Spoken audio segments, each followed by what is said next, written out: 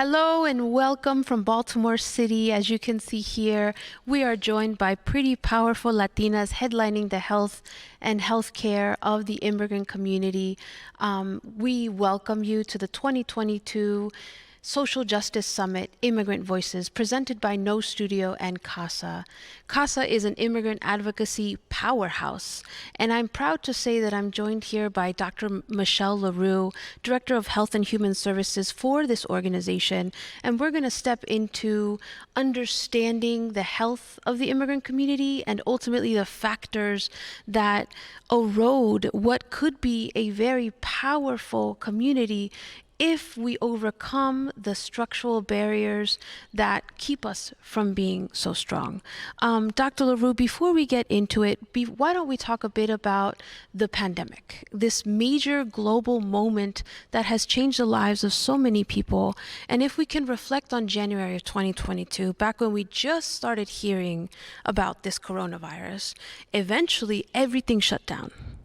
And what that meant was people's work styles changed, children and other people going to school, their education changed, and we had to navigate what our world would look like, all while maintaining our health, mental health included, thinking how we were going to educate our children. If we were lucky enough to stay home and work from home, that's great. But how are we going to do that if we have to go into a workplace and still stay safe from coronavirus? There was a moment when we didn't have vaccines, so we could not be sitting as close as we are sitting today.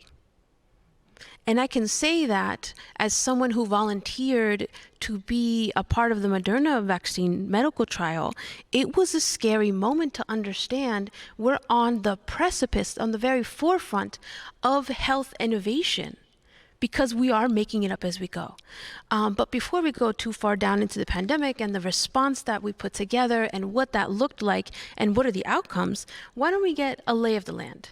Dr. LaRue, can you talk to us a little bit about what is public health? What are the factors that play into the health of a community, and what things don't we think about that play into the well-being of populations like the immigrant community?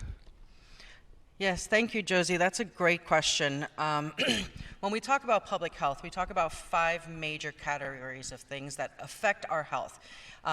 Usually we think of just medical care as what normally affects our health, but that's only one small piece of the puzzle. Yes, access to care and our health is a major critical factor, and our communities are very much affected by having lack of access to care, whether that's affordability or living in a healthcare desert, or even physical barriers like having transportation barriers to getting to healthcare.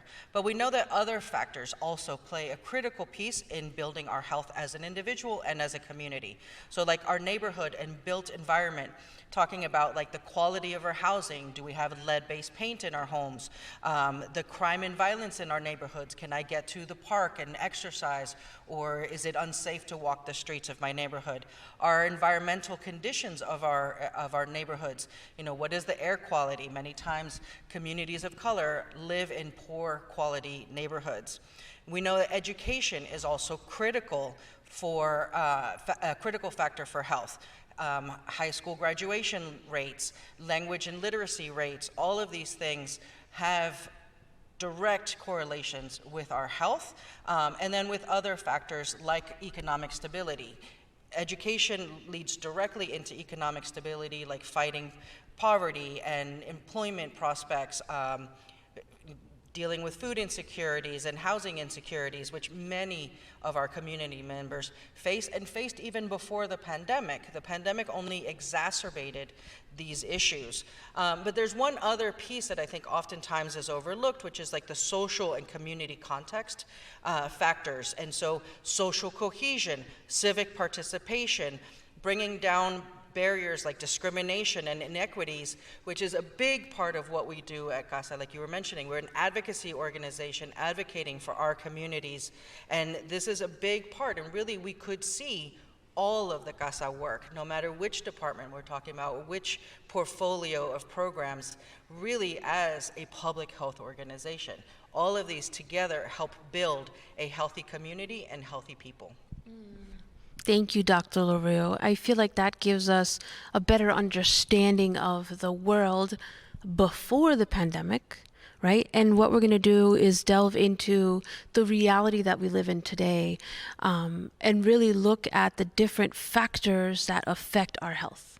You outlined the color of our skin, our immigration status, the house we live in, how polluted or the climate around us, as well as how much money we make, our education. I mean, these are different pieces that all add into whether we have health care and what our health looks like ultimately. And I think that's a good segue into a question for you, Leidi.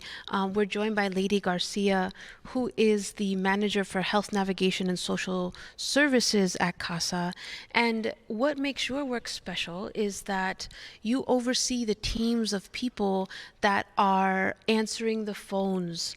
If a CASA member, a member of the immigrant community calls the health hotline, someone on your team would answer the phone and they would hear the story of whatever the situation might be, right? Whatever social service or health service they're looking for, whatever problem they're facing, that's who is overseeing that outreach. It's your team. Can you talk to us a little bit about one aspect of that? Like if someone were to call the line and ask questions on the health or the housing situations, can you talk to us a bit about what that looks like, a story that's really spoken to you, so we can get a better understanding of how the pandemic has changed the work that you lead?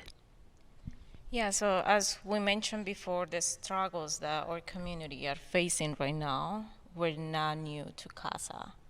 And part of what my department does is trying to be the bridge for the community members to access services that even if they are out there already, just by not knowing how to navigate the system makes it hard for someone, especially when they are immigrants. They don't know the language, they don't know the system that they're getting themselves into.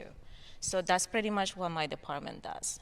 Not only connecting families and individuals to services, but also making sure that we educate them on what the system is, what are the requirements for specific services, and making sure that we connect them to those services. One of the struggles that we saw at the beginning, and this is part of what CASA did, and I just feel so proud of what the organization did, and it was the food distribution, because we saw the need in the community for a simple, basic need as food, something that they weren't having access to. So CASA ramp up this distribution donations for families and make sure that everyone had food on their tables. So that was part of the amazing job that we did through the pandemic, at the beginning of the pandemic and the middle of the pandemic, where everyone didn't just know how far this was gonna take us. Mm-hmm. There was a moment, I remember, where we were commenting to each other that this would be just a blip in time, right? We might be shut down for the next month, for the next 2 months, through the summer, and we're here 2 years later, right? And I think what makes CASA special, what I know makes CASA special, is that we are a power building organization. So food distribution, right? This savior type model is not something that CASA subscribes to. And so the fact that we had to pivot and offer the food distribution is something new that came out of the pandemic, because we saw that it wasn't being done in a way that served immigrant communities, Spanish-dominant communities, communities that spoke other languages. And so as we look at the other elements of the pandemic, like housing, right? What we saw is folks were told to stay home, not go to work. But if you're in the hospitality industry, if you're in the restaurant industry, if you're in the services industry, you found yourself without a job. How are you going to pay your rent and your other bills? And so I'm sure you saw that uptake of my landlord is trying to kick me out of my home because I'm unable to pay my rent. Or now someone is faced with paying months of back rent with no idea how they're going to come up with thousands and thousands of dollars. Can you talk a bit about what that was like and maybe, someone's story? I can think of a couple stories myself. What that was like answering the line and trying to navigate the different housing justice opportunities that came up during the pandemic. Yeah, and that's a big part of what we try to do in our department. Like I mentioned before, is educating the community about their rights.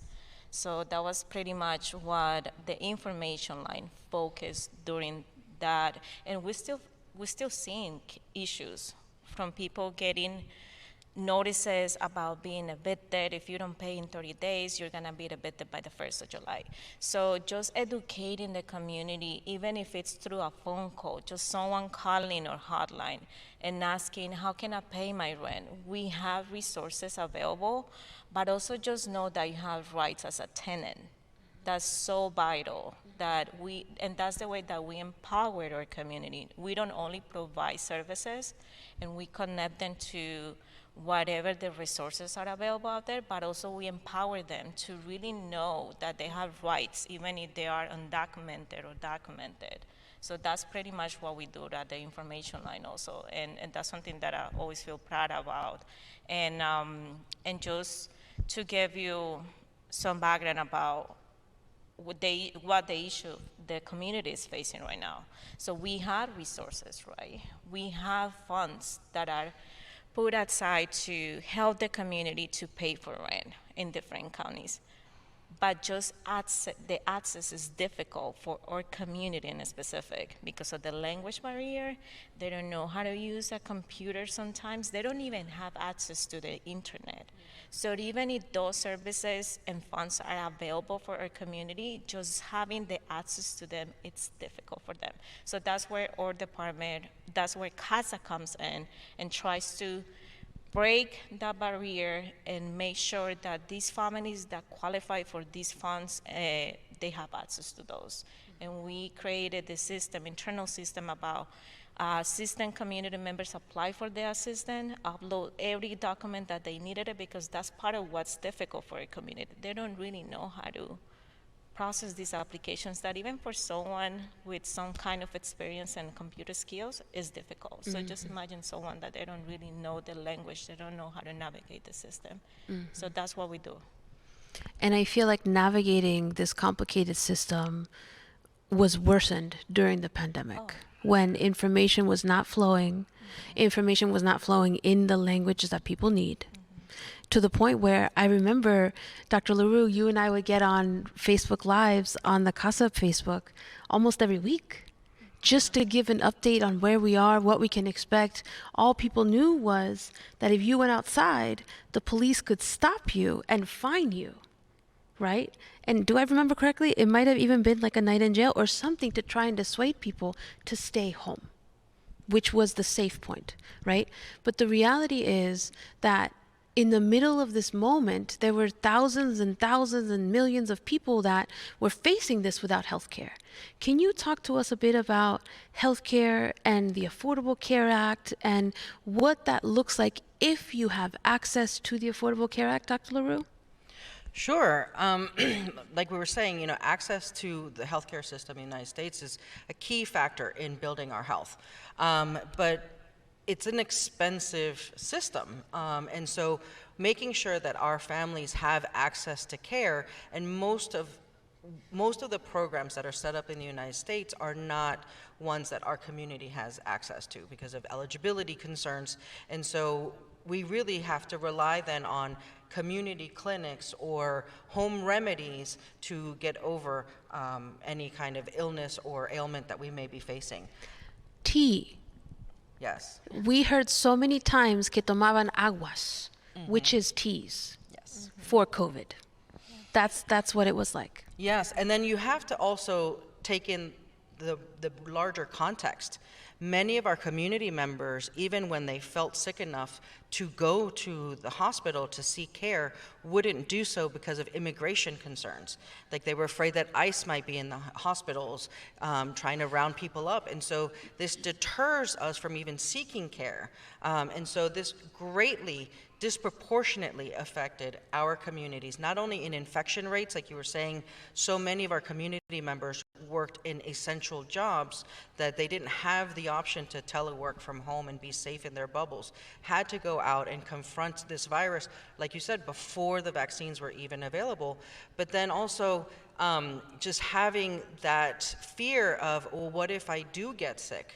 What if I then don't have access to the healthcare needs that I may need to be able to get over this? And also bringing it home to the family, because a big part of the pandemic is not only my own personal fears of getting sick and my health ramifications, but also how I may then influence the health of my family. If there's one thing that really hones in how interconnected we are as a society, is infectious diseases. But financial healthcare finance is also how we're also so interconnected, looking at all the uncompensated care that now hospitals bear that burden, is going to then turn into higher costs of then seeking care in the hospital, which turns into higher premiums for insurance. We all feel it, and we just don't see it on a day-to-day basis outside of the pandemic, which just altogether more disproportionately always affects our communities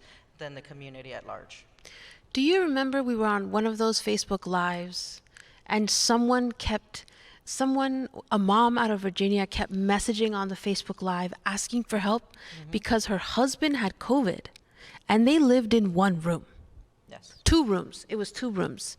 And she had just had her baby, and it was the beginning of the pandemic when we didn't know a lot.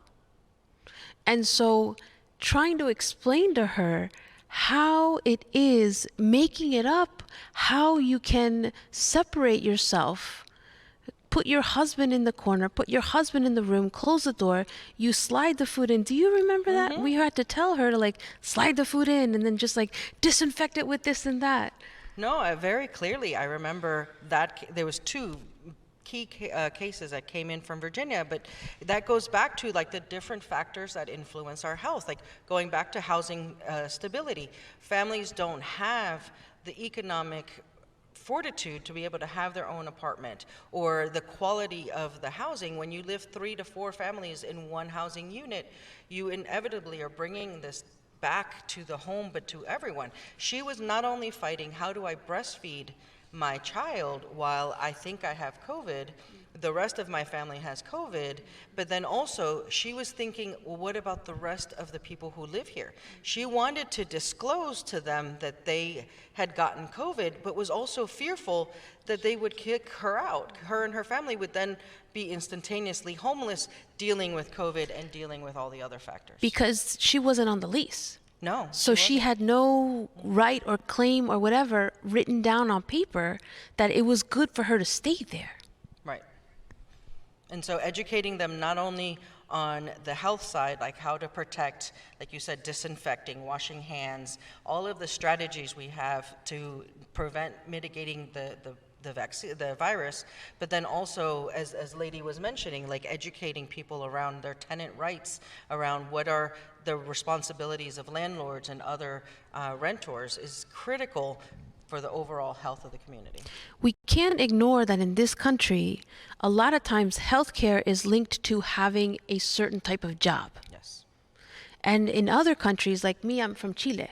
And in Chile, you have socialized care, where the state provides some level of coverage, and there is an institutionalized process for vaccinating people, for taking care of folks. It's all public run, right? Which in this country never happened, because healthcare is linked to having a certain type of job.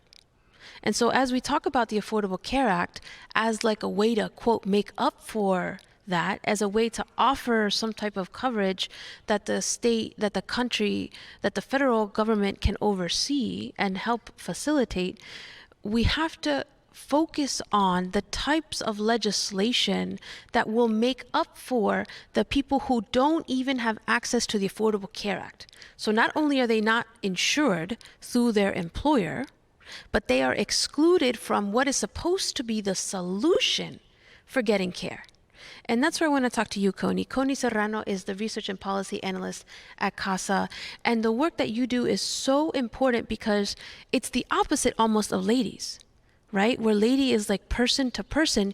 You help thousands through the advocacy work of CASA members. And what's wonderful to see is that CASA and other partners have launched this multi-year campaign to challenge the state of Maryland to think bigger, to challenge the state of Maryland to offer health care to people regardless of immigration status. Can you talk to me a bit about the Access to Care Act bill and what that looked like in the first year of advocating for this? Because it is a stretch, right? And we know that we have to focus on this intentionally so that we can offer, so that the state of Maryland can offer this opportunity to people regardless of their immigration status. Yes, definitely. So, we have to start looking at the fact that there's over 11 million people in the United States who do not have access to health care simply because of their immigration status. That means they don't have access to the Affordable Care Act, they don't have access to CHIP, they don't have access to Medicaid. And so in the state of Maryland, that's over 300,000 people who don't have access to these programs because of their immigration status. And so what the Affordable Care Act is supposed to do is fill in those gaps.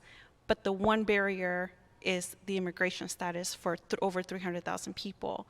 So what, CASA introduced a bill this last session that would break that barrier for the Affordable Care Act. And we knew it would be a huge undertaking and that this could turn into a multi-year campaign because it's not a cheap thing to do, but it's a necessary thing to do. Maryland is currently the #1 state that has the most wealth in the entire country. What's next to us is Massachusetts, and Massachusetts actually gives coverage to a lot of immigrants. And we're very similar to Massachusetts in a lot of ways. We have the exact same population, which is somewhere between 6 and 7 million people. We have the same, rural to urban areas. And the people are in the same kind of industries. So we have the capacity to build something very similar to Massachusetts, starting with removing those barriers. So it's something that, we as a state have to really take into consideration that, like my colleagues were just saying, these are essential workers. These people pay taxes. These people give back to their communities. Leidi was talking about food banks. A lot of the folks who are working these food banks are, immigrants themselves, who themselves need the food, who themselves need money for rent, who themselves need support, and they're doing it for their neighbors. And so, we have to take all of that into consideration and really think that this is not something that we're giving people. This is something that people deserve. And when we look at other programs like Medicaid, we have room for expansion. States have been doing it themselves for a very long time. There are currently 17 states, and Maryland just became the 18th state to give Medicaid access to pregnant people regardless of immigration status. CASA was involved in a huge campaign last year to do the exact same thing in Virginia. So in Virginia in 2021, Medicaid became available for pregnant people and up to 60 days after pregnancy for postpartum care. In Maryland, we just passed legislation that gives pregnant people Medicaid as well as for 12 months postpartum care for both mom and child. So there is room for growth, obviously, in Maryland. Medicaid can continue to build on that and provide more and more care for other groups of immigrants. And we know that there are groups within groups that are even less served, right? We have a giant population of immigrants, but within that, we also know that Afro-Latinas are also extremely underserved, even within the underserved population. We know that the LGBTQ community is also extremely underserved within that population, right? And there's other layers of that as well. So this is not just an issue about health. This is an issue about systemic racism in the country, and the states that continue to just let it be what it is without actively trying to change the system. That's exactly right. And the reality is, when we let a health problem fester, we all know that it only gets worse. And so something that could be prevented ultimately becomes a major problem where you have to seek higher care for. And I'll give you an example of Rafael. Rafael is a CASA member who was advocating for the Access to Care Act. And if you remember his story, when he testified in front of the General Assembly, he shared that the doctors basically fumbled his diagnosis, right? And so he didn't have health insurance, and he was having all kinds of major pains and problems, to what turned out to be a very simple solution. They ran all these tests because they couldn't find out what it was, because it was such a bad problem by the time he went to the doctor, right? And so as we think about what Maryland looks like with healthcare coverage, we can't forget that there's other aspects, like you were saying, Dr. LaRue, that play into the health and well-being of a community. And if we can go back into housing, we remember that the work that CASA did to help organize the members. If you remember, there still is this major rent strike that's been going on for more than a year, right? Because one of the landlords, a couple of the landlords out of PG County, Prince George's County in Maryland, would not work with the tenants to help with the payment plans that they would need in order to pay their rent, right? Ultimately, the best thing would be to just cancel the rent and to ignore those months of rent that they owe and forgive those opportunities. Leidi, can you talk a little bit about how the role of government, local government, state government, is, and what opportunities they created to help with housing justice? Right? Because if you don't have a home, you can't stay home. If you don't have a home, you might be living on the streets. And if you're living on the streets, or if you don't have a home, you can't stay home, then ultimately that affects your health. Yeah, so through the pandemic, from what we have seen, the courts stopped the processing for evictions. So that was part of what the government was trying to do to support the families at the moment that were facing being evicted. While they were still working in a lot of details, because I know by September the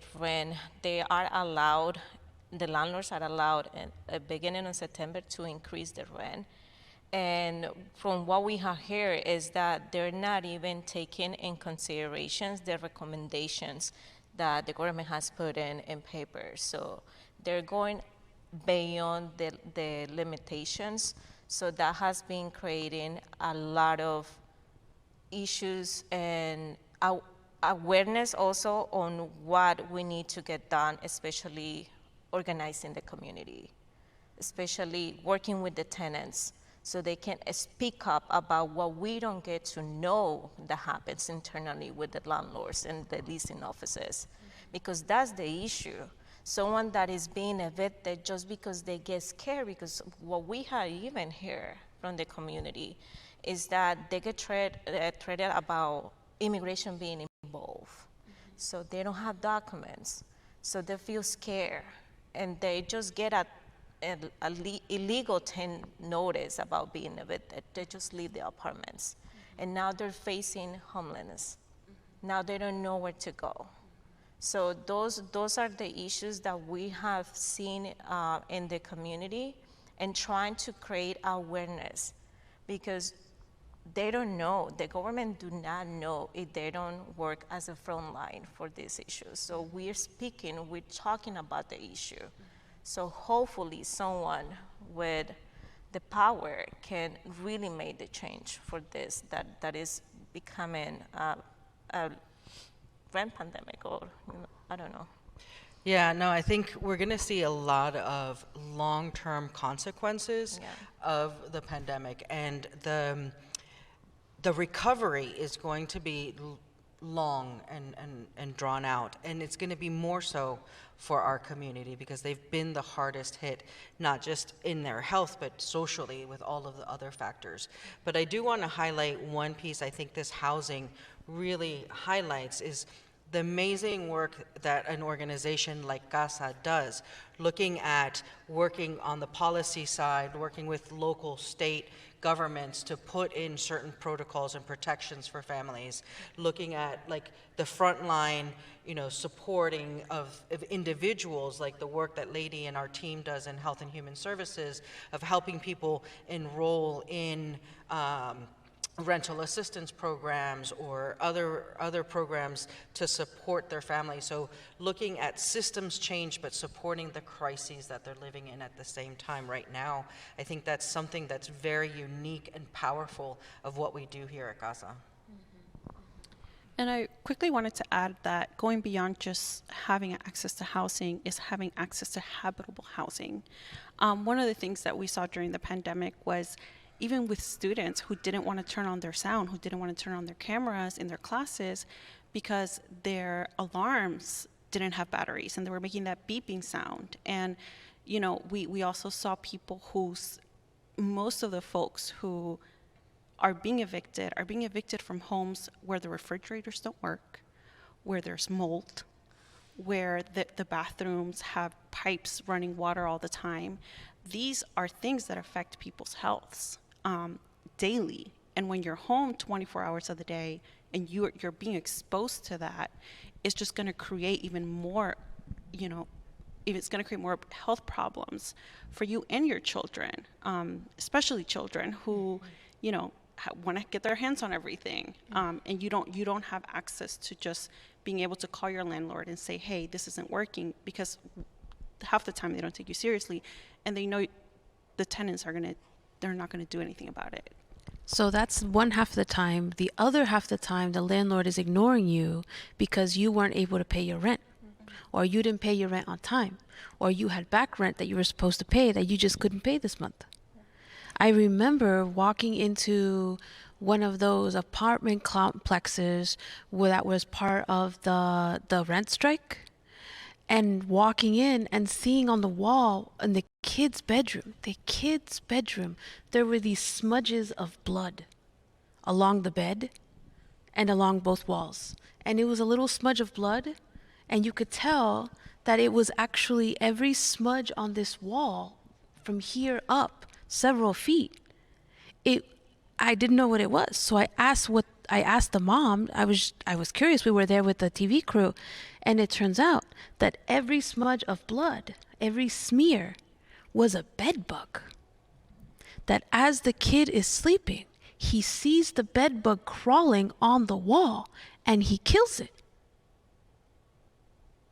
That's what we're talking about.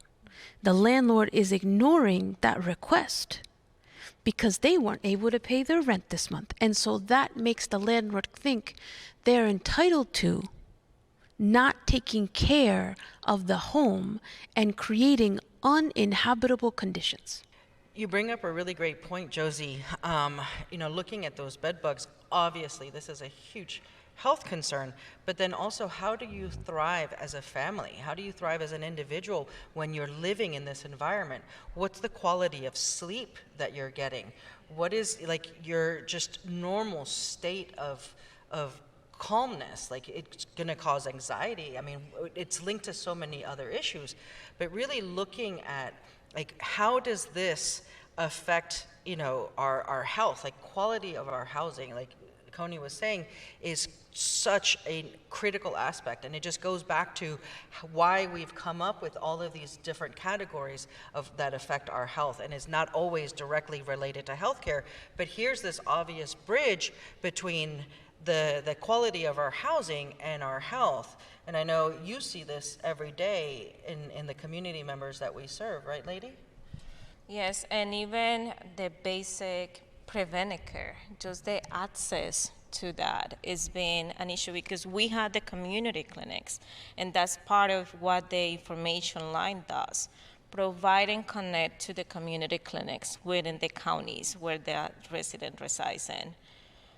But from there, when they get diagnosed with a chronic disease, that's where the community clinic cannot provide follow-ups and chronic diseases treatment. So that service right there is cut off. So now we let out this community member, with a diagnosis for a chronic disease without treatment. And now it arises more when pretty much just by being undocumented, and we try, because this is what we do in our department, we try to see what other resources are available for that specific diagnosis, but sometimes we find nothing. So now we are facing one of the examples that are always staying with me. A couple of years ago, before the pandemic, I worked with a single mother of two. She was diagnosed with cancer, with breast cancer, and unfortunately, by the time that we received the case, it was on a 4th-stage cancer. So pretty much, we couldn't really done anything for her. And our job was just making comfortable and trying to make a plan on what was going to happen for the kids. And it's not only her case, but millions of cases of fathers, mothers, just facing not having health access so basic as preventive, because I'm pretty sure that if this mother, she was only 33 years old. So I'm pretty sure that if this mother had access to preventive care whenever she started feeling certain things that are not okay in her body, it would be prevented, and she will be here with her kids. So just that, it's a big impact on not only having access to healthcare, but even so basic as preventive and education. This is what one of the programs we do in CASA, the health promoters. So we have health promoters engaging the community and educating them on how to access these basic services, but also how to test themselves, especially as a woman, how you test yourself to make sure that you can get aware of maybe something going on in your body. And then you try to look for services after that. So just that piece right there of engaging the community with the health promotion, with the health promoters, is big. It's a big factor on saving lives, pretty much. You're talking about health promoters, and that makes me think of how their work has changed, right? And the evolution of, yes, finding health insurance, yes, I mean, I can't imagine. I'm 32. That's, and I'm a single mom. That hits me to know that it could have been prevented, right? And so CASA's not a clinic, right? But the reality is, as we were confronted with the pandemic, we kind of had to be. Right. And I was talking earlier about how I was part of the medical trial to test the Moderna vaccine. And that was actually part of a program that CASA offered, where all in all, I mean, how many thousands of vaccines have we offered at our offices? And I wonder, Dr. LaRue, if you can talk a bit about how the CASA offices were transformed into a clinic in these communities that are very dense with the immigrant community members, purposefully, so that we could better vaccinate Spanish dominant, French dominant, and other immigrant populations. Yeah, no, this, we could talk just solely on this for quite some time. I mean, we really had to respond to the community because the same programs, to be able to do these programs at large scale, things that the state and even counties were trying to implement, they were doing it out of more of a lens of what made sense. What can I implement quickly? You know, just the logistical undertaking that it was. But it was inevitably putting up the barriers that we have been trying to systemically put down all the time. Like, they were standing up mass vaccination sites, but mass vaccination sites are not in those pockets where our community was. Like, there was one at FedEx Field, but it takes 4 buses and 3 hours to get to FedEx Field. I have to take an entire day off of work, and our community works in jobs that don't have paid sick leave. And so looking at, again, the intersectionality of like the political work and the policy work that we do, coming into how it affects the activities of daily living of our community. And so being able to bring vaccine clinics directly into our centers, because we are in the heart of the community that we serve. We do them in a linguistically and culturally appropriate manner. We do them with the trust that we've built over the decades with our community. We do it at a time that's convenient for our community. So many of the clinics are typical 9 to 5 weekday clinics, and our community doesn't have access to those. So being able to bring them tailored programs like these vaccine clinics directly into our community, but then tying it into like the Moderna clinical trials, such a big part of also the pandemic response that we have done, and linking it to like the outreach of the promotoras, is making sure that we have accurate but timely information. Like those Facebook Lives that you were talking about, we have had to step up and keep our families informed, because those daily press conferences that were happening at the beginning of the pandemic, they were done only in English. They were only broadcast by English channel medias. And so we stepped up and having to bring this information, dispelling the myths and misinformation that were in our communities, which may be different misinformation that's circulating in the community at large. And then also with the globalization, you know, with how easy it is to share information via WhatsApp or text messaging or social media, we're dispelling misinformation coming from all parts of the globe. And this really, I mean, it's that knowing the community and tailoring the programs to the community that really sets us up for success. What really sets us up for success as an organization is the model that CASA has maintained throughout all of this, right? Yes, we offer services to the immigrant and to low income and to communities of color, but ultimately it's that power building model that has helped champion policy change in every single state that we work in.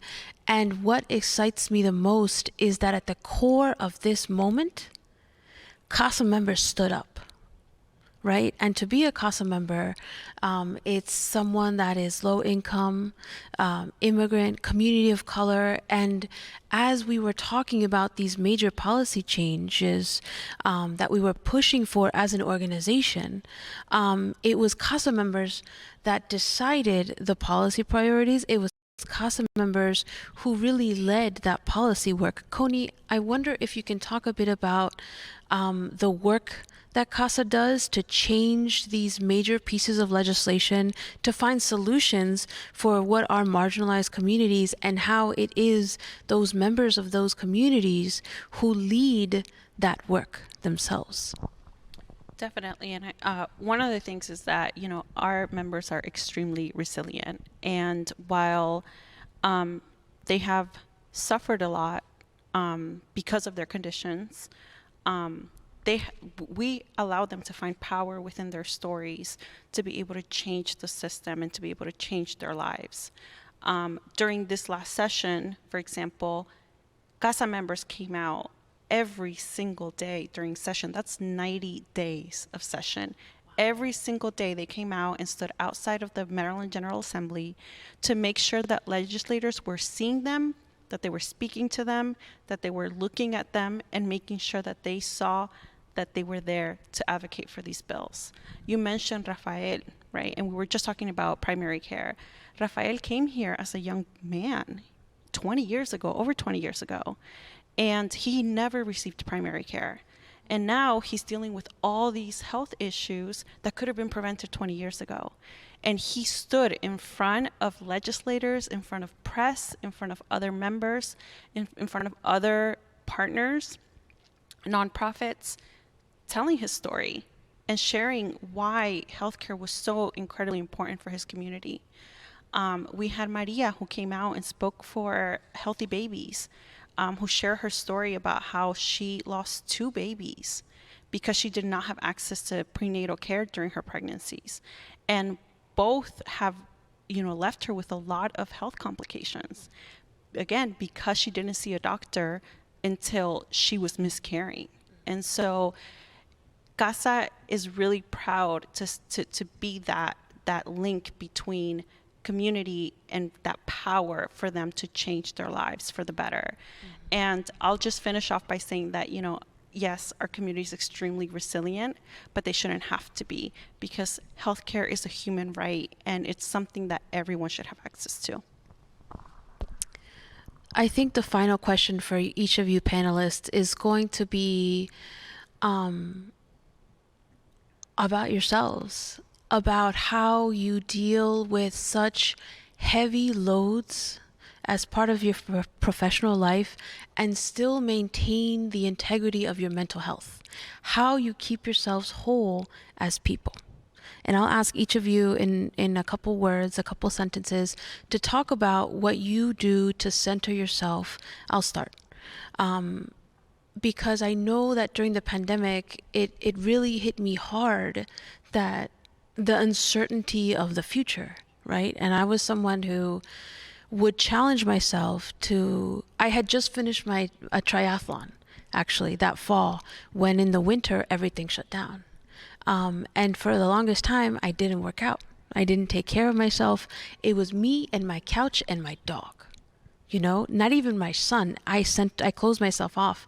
And so it took me really talking to myself to find a way to hit the streets again and go running, right? I remember even leaving the house for one of our protests, our car caravan protests, for the ICE campaign that we had out of Howard County. That was hard for me to leave the house. But I remember challenging myself to keep working out, right? To clear my mind so that I wouldn't focus on whatever was going on in the moment. And I'd love to hear from each of you so that these words can inspire the people that are listening today. Because people that are watching are also interested in the health industry, and they will have seen something very similar. And so I wonder if each of you can take a moment to share what it is you do for yourself to keep yourself straight.